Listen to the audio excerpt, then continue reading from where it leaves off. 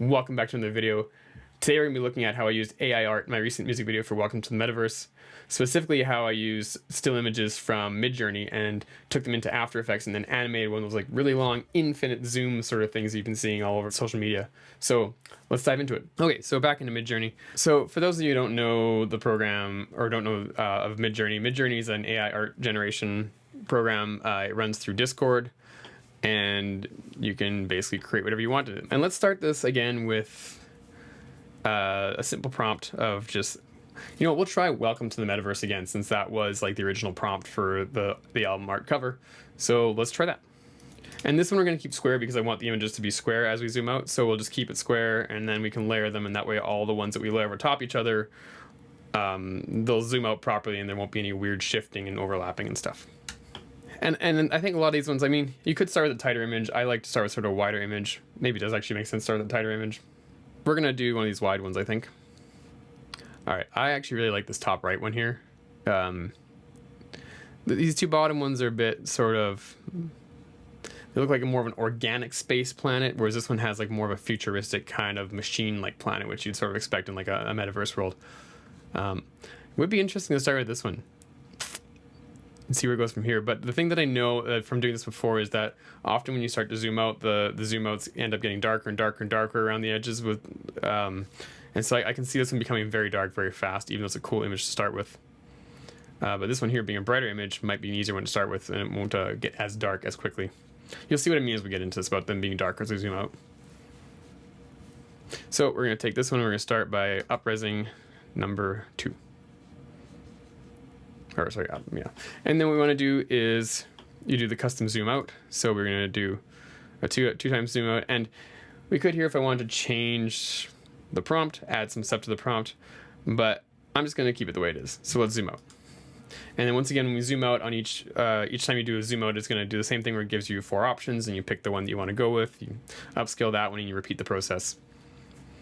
You can even already see it in some of these ones here where kind of around the edges of the image it gets darker. So I think for this one, I'm going to maybe stick with some of the lighter ones just so that the image doesn't get too dark and too sort of, like it'd be hard to see when you're looking at it on like a smartphone or whatever. It'd be easier to see if it's a brighter image.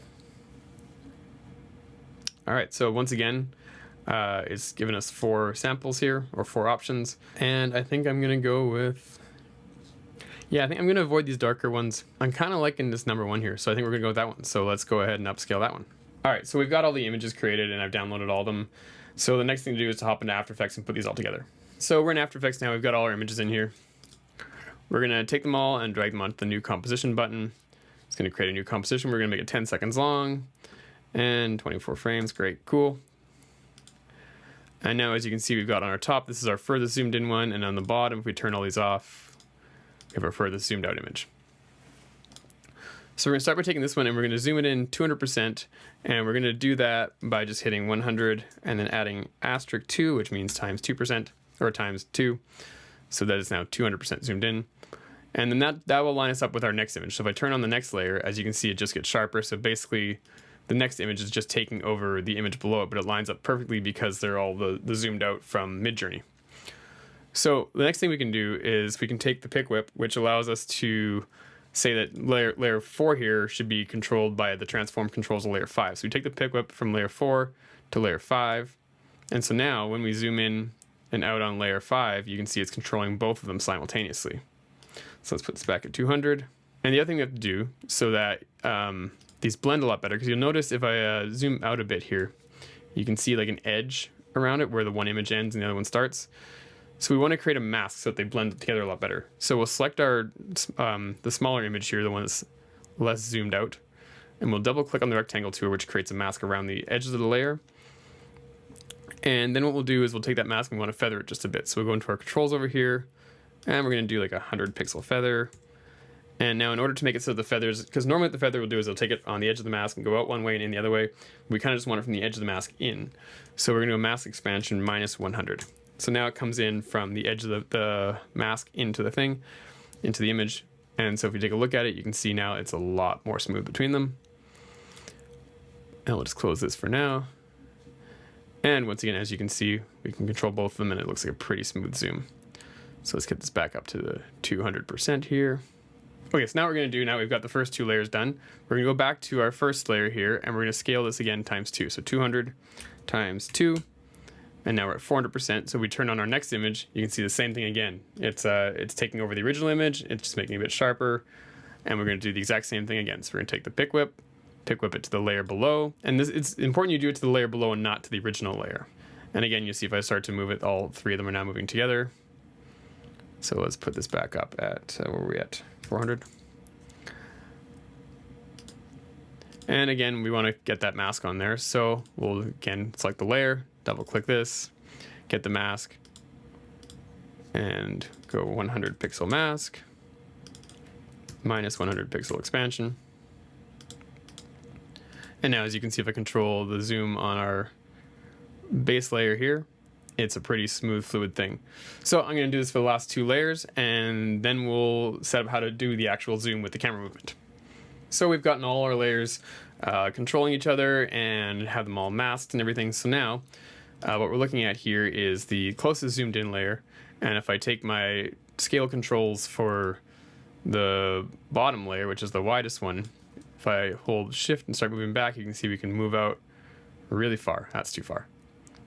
But basically what we can do now is we can basically just add some control points to the scale control in this layer, and it'll effectively have that sort of camera moving in feel to it.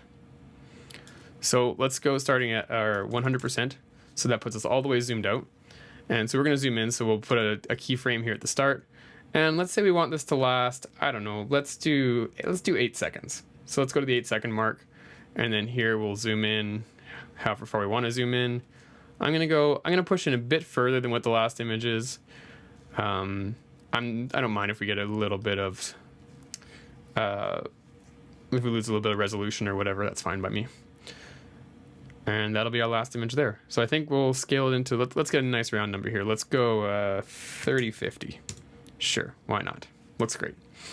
Okay, now what you'll see though is when we play this, it's got a bit of a logarithmic curve to it. It's not a very even movement. Actually, the opposite. It actually has an even movement.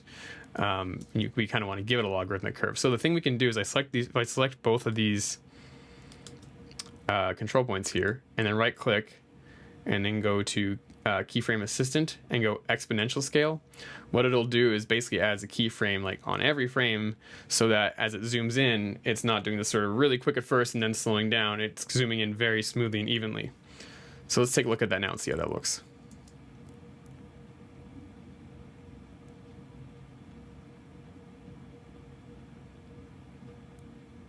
I think it looks great. I actually kind of wanted it a bit slower, so I don't think there's really any easy way to do this. I'll just have to Command Z out of here, and then we'll get rid of the exponential keyframes there. And then I'm going to make my project just a bit longer, so let's go into composition settings.